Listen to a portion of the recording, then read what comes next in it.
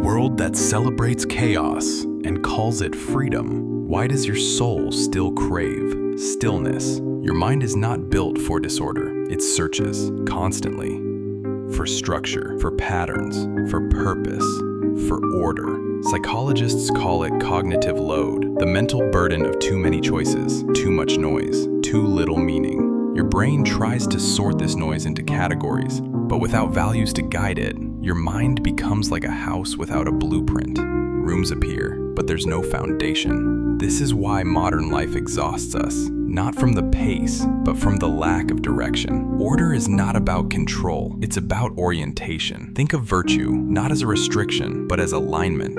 Justice, courage, temperance. These aren't chains, they're compass points. They don't confine the soul, they guide it. True freedom isn't doing whatever you want, it's knowing what you ought to want. Thinkers from Aristotle to Aquinas knew this, that the virtuous life is a disciplined life, not a dull one. Today, discipline sounds like oppression, but it's actually clarity, a life ordered around what matters most, not what screams the loudest. The ancient word for sin is hamartia, to miss the mark, but virtue hits it, not by accident, but by design. When you start building order into your inner life through habit, silence, reflection, and restraint, you start to experience something radical, peace, not the peace of escape, but the peace of alignment, the peace of living in harmony with truth, of not needing to chase 1,000 distractions, because you finally know where you stand.